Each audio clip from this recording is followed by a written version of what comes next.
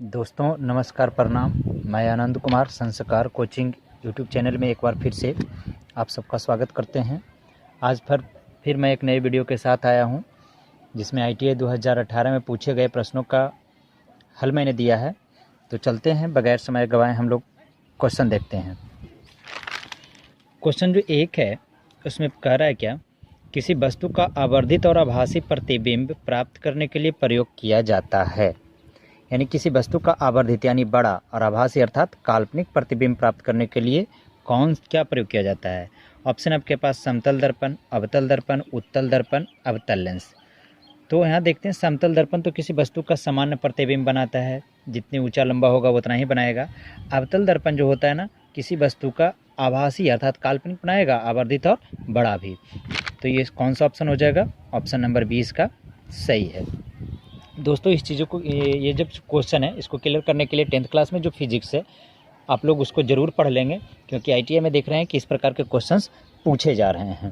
Question number 2 है, आजकल सड़कों पर रोशनी के लिए प्रायः पीले लैंपों का प्रयोग किया जाता है। उन लैंपों में प्रयुक्त गैस है।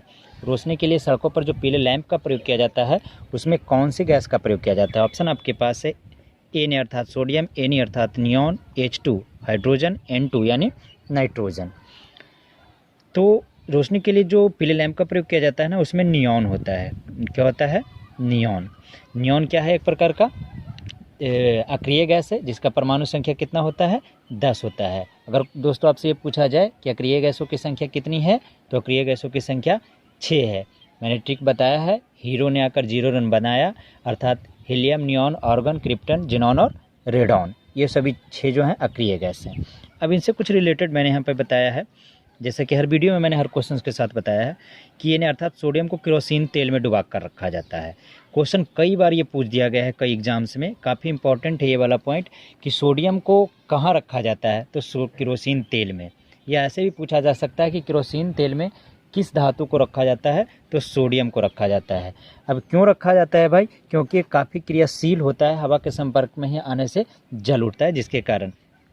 दूसरा डिटेल्स मैंने दिया है कि H2 है, यहाँ पे आया है, तो हाइड्रोजन एक ऐसा तत्व है जिसमें न्यूट्रॉन नहीं होता है।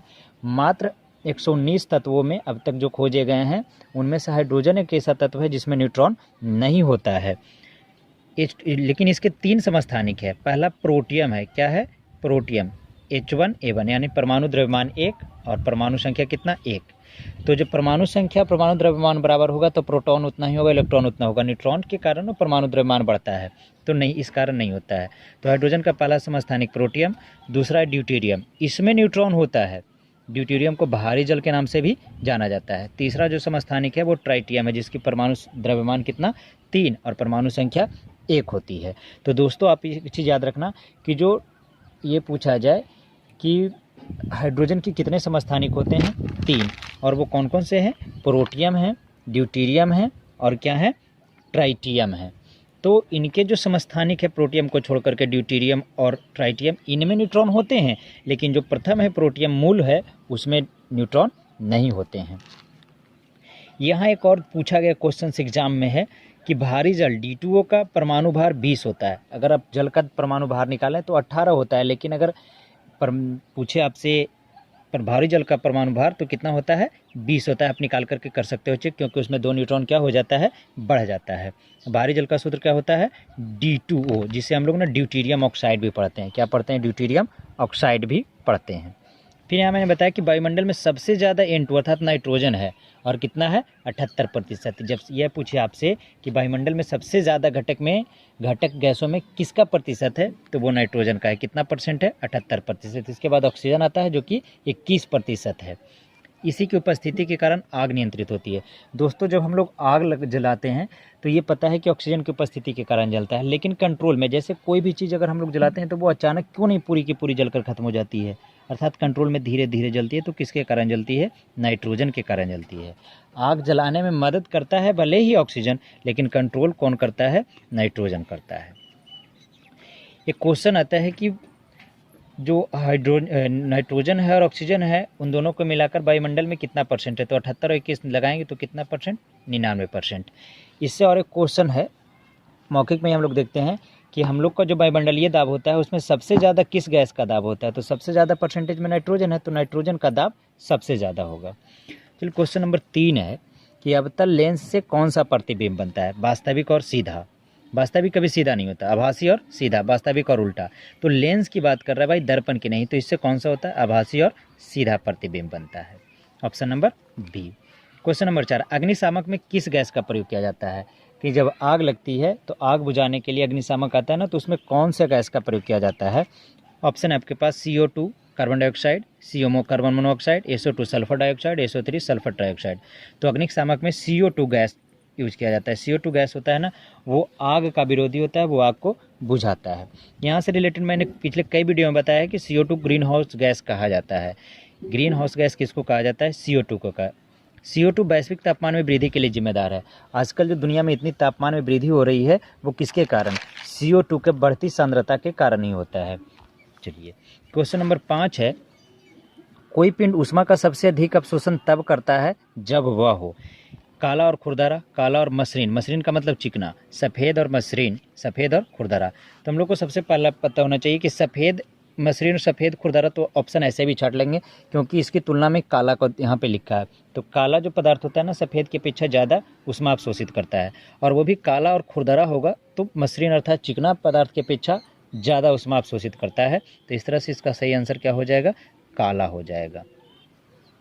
क्वेश्चन नंबर 6 है, रॉकेट की गति पर निम्न में कौन सा सिद्धांत लगता है। रॉकेट की गति पर निम्नलिखित में कौन सा सिद्धांत, द्रव्यमान संरक्षण।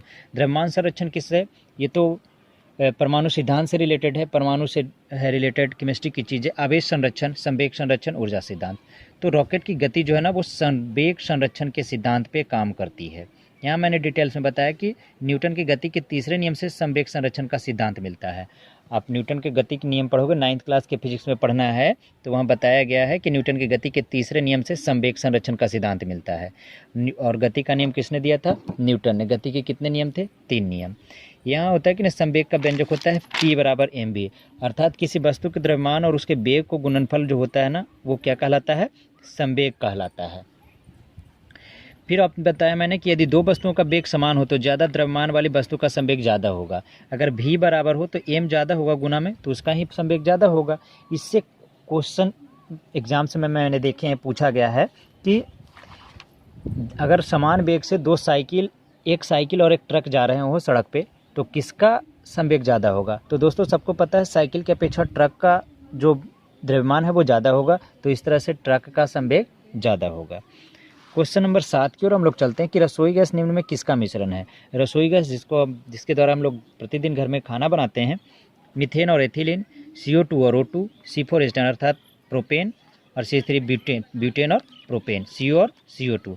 तो याद रखना है ना कि जो हम लोग का रसोई घर में मिश्रण होता है ना, वो C4H10 अर्थात मीथेन और प्रोपेन का ब्यूटेन होता है, सॉरी ब्यूटेन और प्रोटेन का, किसका, ब्यूटेन और प्रोपेन का मिश्रण होता है। LPG का पूरा नाम होता है लिक्विफाइड पेट्रोलियम गैस, यानी द्रवीभूत पेट्रोलियम गैस। हम लोग देखते हैं कि घर में जब LPG का रिसाव हो जाता है तो उसमें गंध होती है। तो ये भी क्वेश्चन पूछ दिया जाता है कि LPG में गंध किसके कारण होता है। तो एथिल मर्कैप्टन एक रासायनिक पदार्थ है जिसके कारण LPG में गंध होता है। तो यहाँ से इतने क्वेश्चन क्लियर हुआ क्वेश्चन नंबर 7 तक। क्वेश्चन नंबर 8 पे जब हम लोग आते हैं तो क्वेश्चन नंबर 8 में आपसे पूछा गया है,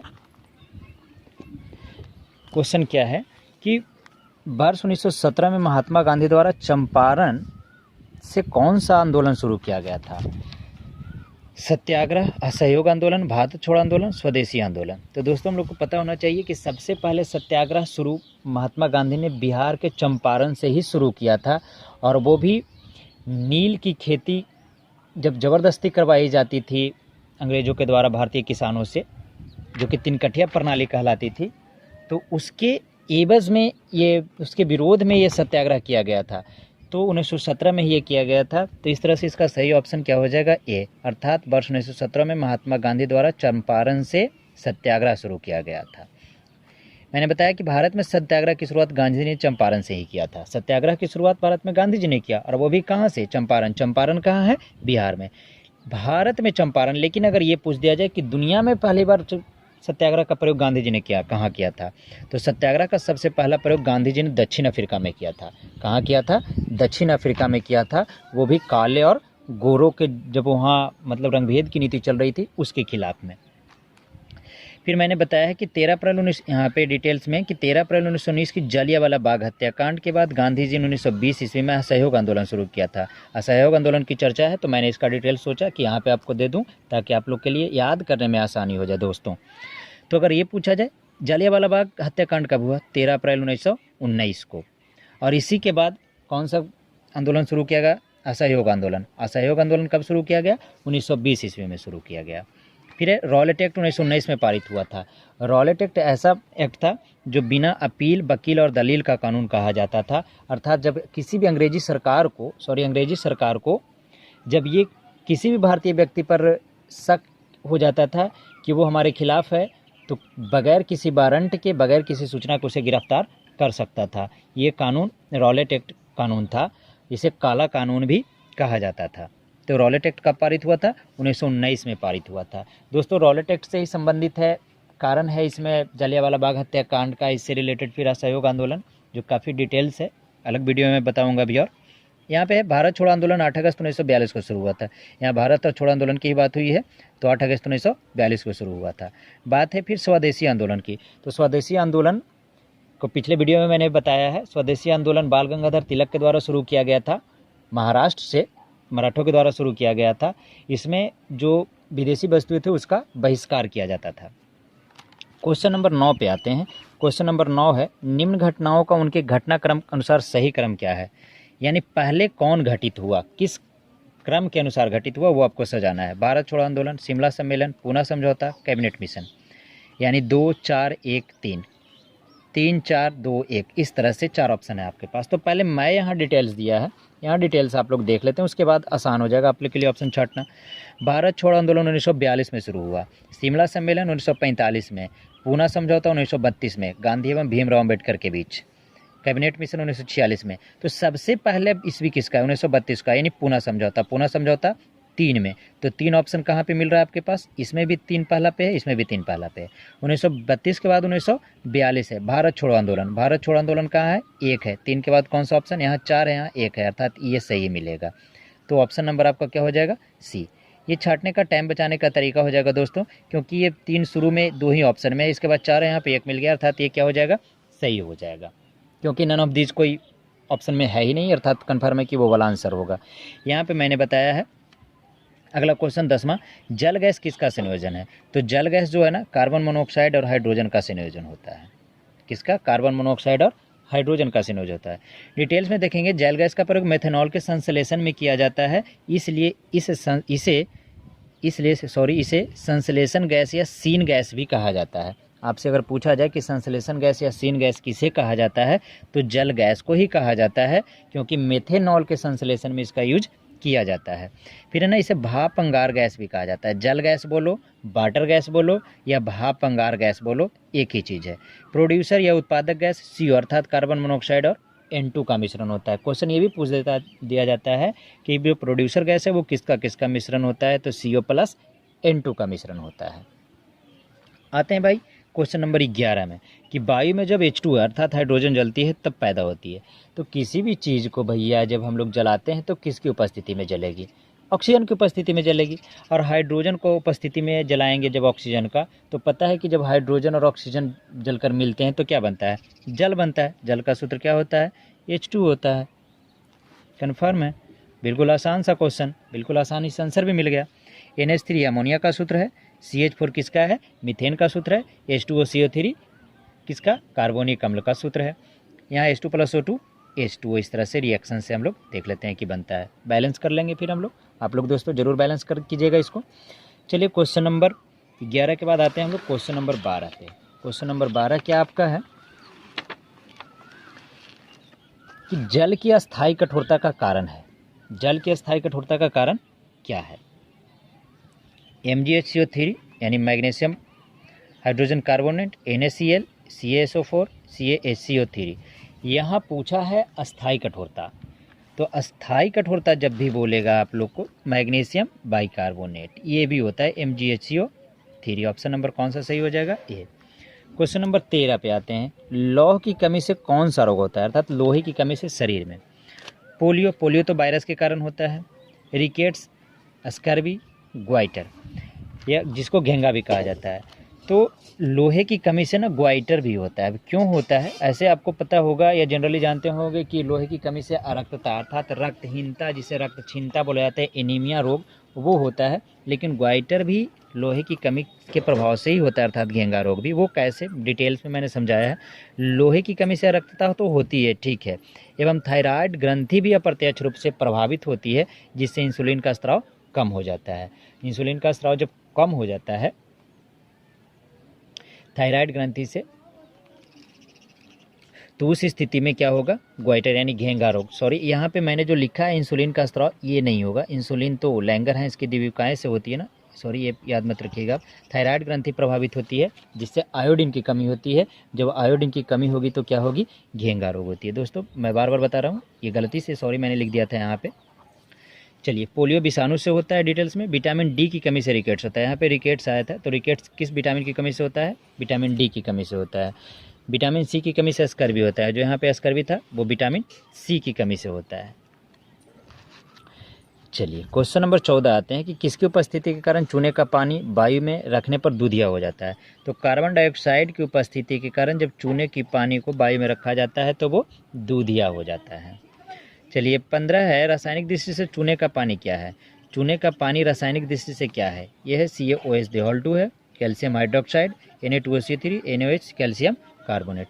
तो रासायनिक दृष्टि से जो चूने का पानी है ना, वो कैल्शियम कार्बोनेट है, अर्थात CaCO3 है। ब्लीचिंग पाउडर का रासायनिक नाम क्या है? ब्लीचिंग पाउडर का सूत्र होता है CaOCl आप CaOCl2 भी इसको लिख सकते हैं। ऑप्शन है आपके पास calcium chloride, calcium hypochloride, calcium chlorohypochloride, calcium bichloride. तो ब्लीचिंग पाउडर का रासायनिक नाम कैल्शियम हाइपोक्लोराइड है। क्या है? Calcium hypochloride. चलिए, 17 है, गदर पार्टी के संस्थापक कौन थे? गदर पार्टी के संस्थापक यहाँ पे बसंत कुमार बिस्वास, सोहन सिंह भागना, Bhagat Singh, none of this. ऐसे जनरली आप लोग को पता होगा या जानते होंगे भी कि गदर पार्टी की स्थापना 1913 ईस्वी में लाला हरदयाल ने किया था। जनरली बहुत जगह लाला हरदयाल का नाम आया है, लेकिन यहाँ पे लाला हरदयाल नहीं है। ऑप्शन नंबर क्या हो जाएगा सही आपका? सोहन सिंह भकना हो जाएगा। अब सोहन सिंह भकना क्यों होगा, मैंने डिटेल्स में आप लोग को यहाँ पे बताया, देखेंगे ध्यान से। गदर पार्टी की स्थापना 1913 ईस्वी में अमेरिका के सैन फ्रांसिस्को में की गई थी। कब की गई थी? 1913 में। कहाँ की गई थी? सैन फ्रांसिस्को, अमेरिका में। लाला हरदयाल इस पार्टी के प्रचार विभाग के सचिव थे, इसलिए लाला हरदयाल का भी नाम आता है। अगर आपके पास सोहन सिंह भाकना ना हो तो किसका नाम आएगा फिर? आप लाला हरदयाल ही ऑप्शन में मारोगे। सोहन सिंह भाकना ना हो तो किसको बनाना है आपको? लाला हरदयाल को। चलिए, क्वेश्चन नंबर 18 कि तरल से भरे हुए बीकर का तेल किस कारण से कुछ ऊपर दिखा देता है? तो किसी भी द्रव पदार्थ में अगर कोई चीज़ ऊपर नज़र आती है तो उसका कारण क्या होता है ना? अपवर्तन, प्रकाश के अपवर्तन के कारण। जैसे बाल्टी में रखी हुई छड़ मुड़ी हुई प्रतीत होती है तो अपवर्तन के कारण। तो ये ध्यान देना, किसके कारण? अपवर्तन के कारण। चलिए, क्वेश्चन नंबर 19 है कि हिमालय पर्वत किस प्रकार की पर्वत श्रेणी में आता है? हिमालय पर्वत है ना, किस प्रकार की पर्वत श्रेणी में? यहाँ पे ऑप्शन है ब्लॉक पर्वत, अवशिष्ट पर्वत, बलित पर्वत, संचित पर्वत। तो हिमालय पर्वत जो है ना, वो बलित पर्वत की श्रेणी में आता है। बलित पर्वत क्या होता है कि भूमि की अंदरूनी शक्तियों के कारण जब विस्फोट होता है, कुछ नीचे से निकलती है, वो जब ऊंची ऊंची स्थान ग्रहण कर लेती है ना, जिसे बोलता है ना कि लहरदार के रूप में, तो वो कहलाता है बलित पर्वत। क्या कहलाता है? बलित पर्वत कहलाता है। तो हिमालय पर्वत किसका उदाहरण है? बलित पर्वत का। दोस्तों, पर्वत का जो जितना भी पॉइंट्स है पर्वत से रिलेटेड, वो चीज़ पढ़ने के लिए मैं पर्वत से संबंधित एक वीडियो डालूंगा कुछ दिन के बाद, वो आप ज़रूर देखेंगे। अभी यहाँ पे यही जानेंगे आप लोग कि हिमालय पर्वत किस प्रकार का पर्वत है? बलित पर्वत है। इसके अलावा आल्प्स, यूराल, रॉकीज, एंडीज, ये सभी क्या है? बलित पर्वत है। और दोस्तों, ये सभी ना दुनिया के काफ़ी फेमस यानी प्रसिद्ध पर्वत हैं। आल्प्स है, यूराल है, रॉकीज है, एंडीज है, ये सब किसके उदाहरण है? बलित पर्वत के। इनके अलावा भारत में जो विंध्याचल का पर्वत है, सतपुड़ा है, नीलगिरी है, पारसनाथ है, राजमहल की पहाड़ियाँ, ये सभी अवशिष्ट पर्वत के उदाहरण हैं। दोस्तों, एक चीज़ और मैं बता देना चाहता हूँ, यहाँ पर देखो कि हिमालय पर्वत के स्थान पर पहले टेथिस सागर था, जिसमें भूचाल आया, तूफान आया, अंदरूनी ताकत आया, जिसके कारण वहाँ पे क्या बन गया? हिमालय पर्वत। हिमालय पर्वत का जो माउंट एवरेस्ट है ना, वो सबसे ऊंची चोटी है, जिसकी ऊंचाई कितनी है 8,848 मीटर। अब तो बढ़कर के इसे 8,850 भी लिखा जाता है। चलिए क्वेश्चन नंबर 19 के बाद क्वेश्चन नंबर 20। दोस्तों अगर वीडियो आप लोग को अच्छा लग रहा होगा तो लाइक, सब्सक्राइब एवं शेयर करना नहीं भूलेंगे आप लोग। चलिए क्वेश्चन नंबर 20 है कि चीन सागर में आने वाला चक्रवात है। चीन सागर में जो चक्रवात आती है ना, वो क्या कहलाती है? तूफान, बवंडर, ट्विस्टर्स या टाइफून? तो चीन सागर में आने वाला तूफान जो चक्रवात है ना, वो टाइफून कहलाता है, याद रखिएगा। टाइफून, टाइफून एक प्रकार का क्या है? चक्रवात है। अब यहाँ चक्रवात से मैंने कुछ रिलेटेड, चक्रवात में हवा बाहर से भीतर की ओर घूमती है। कभी कभी ये भी पूछ दिया जाता है कि चक्रवात में हवा की दिशा कैसी होती है, तो बाहर से भीतर। चक्रवात में कहाँ? बाहर से भीतर। लेकिन अगर प्रति चक्रवात पूछे तो भीतर से बाहर। बाहर से भीतर चक्रवात में, लेकिन प्रति चक्रवात में भीतर से बाहर की ओर आती है। यहाँ एक उत्तरी गोलार्ध में चक्रवात एंटी क्लॉकवाइज एवं दक्षिणी गोलार्ध में क्लॉकवाइज चलती है। उत्तरी गोलार्ध में अगर कोई चक्रवात आती है तो वो एंटी क्लॉकवाइज उसकी दिशा होती है, और दक्षिणी गोलार्ध में क्लॉकवाइज चलती है। ये सब रिलेटेड क्वेश्चन है, जरूर याद रखना। चक्रवात में मौसम खराब एवं प्रति चक्रवात में मौसम साफ होता है। चक्रवात में क्योंकि बाहर से भीतर हवा आती है, मौसम खराब होगी, और जो प्रति चक्रवात होता है ना, भीतर से बाहर जाती है, तो मौसम अमूमन है कि क्या होगा? साफ होगा। इसके अलावा टाइफून जो है चीन सागर में होता है, लेकिन टॉर्नेडो ये अब इससे रिलेटेड है, तो याद रखना, हो सके 2020 में पूछ दे आपसे। टॉर्नेडा जो है ना चक्रवात, वो कहाँ आता है? तो यूएस एवं ऑस्ट्रेलिया में। यूएस अर्थात अमेरिका एवं ऑस्ट्रेलिया में ये ऐसा चक्रवात है जो जल एवं स्थल दोनों पर आता है। इसके अलावा पूछेगा हरिकेन। हरिकेन अटलांटिक महासागर में आने वाला चक्रवात है। टाइफून प्रशांत एवं चीन सागर में, प्रशांत महासागर एवं चीन सागर में। चलिए क्वेश्चन नंबर 21 है, एक्सरे की खोज किसने किया? बेकुरल, रोएंटजन, बार्नलू, मैडम क्यूरी? तो सबको पता होगा एक्सरे की खोज किसने किया? रोएंटजन ने किया था। याद रखना, एक्सरे को रोएंटजन विकिरण भी कहा जाता है। क्वेश्चन नंबर 22 में है कि सूर्य की किरणें किस प्रक्रिया द्वारा पृथ्वी पर पहुंचती है? तो सूर्य की किरणें पृथ्वी पर विकिरण द्वारा पहुंचती है, क्योंकि चालन क्या होता है? चालन होता है ना, माध्यम की जरूरत होती है। जैसे छड़, लोहे की एक छड़ को अगर हम लोग गर्म करते हैं तो एक छोर को गर्म करते हैं ना, तो दूसरा छोर भी गर्म हो जाता है। अर्थात पदार्थ के जो कण होते हैं ना, एक दूसरे से सटे होते हैं, तो चालन विधि वो कहलाती है। और उसके बाद क्या है यहाँ? संवहन। संवहन क्या होता है ना, हवा एक स्थान से दूसरे स्थान तक जब हवा चलती है ना, तो हवा के माध्यम से अगर कुछ गर्म होता है तो संवहन। और ये विसरण क्या है? विसरण होता है जैसे ठोस से ठोस मिलना, द्रव से द्रव में मिल जाना, ये क्या कहलाता है? विसरण कहलाता है। तो सूर्य की किरणें किस प्रक्रिया द्वारा पहुंचती है पृथ्वी पर? विकिरण। इससे रिलेटेड ये भी जान लो कि सूर्य में नाभिकीय संलयन प्रक्रिया होती है, यानी ऊर्जा का स्रोत क्या है? नाभिकीय संलयन प्रक्रिया। दूध में कौन सा प्रोटीन शर्करा युग्म है? यानी दूध में कौन प्रोटीन शर्करा युग्म है, यानी दूध में कौन सा प्रोटीन एवं कौन सा शर्करा पाया जाता है? तो दूध में तो ठीक है केसीन पाया जाता है, लेकिन सुक्रोज नहीं। केसीन, लैक्टोज, हाँ ये सही है, ऑप्शन नंबर बी। दूध में केसीन प्रोटीन के रूप में और लैक्टोज शर्करा के रूप में पाया जाता है, जो कि एक डाइसैकेराइड है। क्या है? डाइसैकेराइड है कार्बोहाइड्रेट में। फिर ना केसीन के कारण भैंस का दूध सफ़ेद होता है। भैंस का दूध क्या होता है? सफ़ेद। तो किसके कारण? केसीन के कारण, ये आपसे पूछा जा सकता है। और गाय का दूध पीला होता है, किसके कारण? कैरोटीन के कारण। किसके कारण? कैरोटीन के कारण।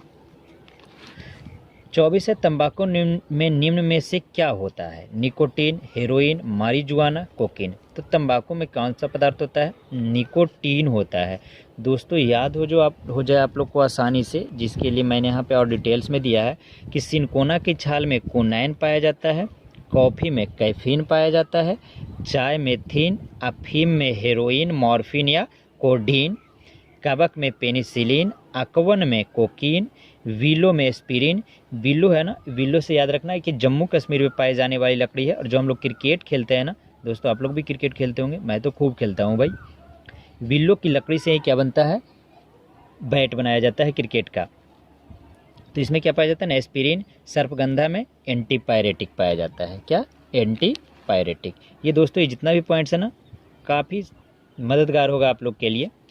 आप लोग अपनी कॉपी में नोट्स जरूर बनाते जाना। फिर 25, अस्थियों एवं दांतों में मौजूद रासायनिक पदार्थ। तो पता है ना कि हम लोग का जो अस्थि दांत होता है ना, उसमें फास्फोरस पाया जाता है। और सबसे ज़्यादा दांत में ना 85% कैल्शियम फॉस्फेट पाया जाता है। तो ऑप्शन कौन सा सही हो जाएगा? ए, कैल्शियम फॉस्फेट। तो दोस्तों, हर वीडियो की तरह मैंने 25 क्वेश्चन इस वीडियो में भी आप लोग को कराया। अच्छा लगा हो तो लाइक, सब्सक्राइब एवं शेयर जरूर करना। तब तक के लिए धन्यवाद।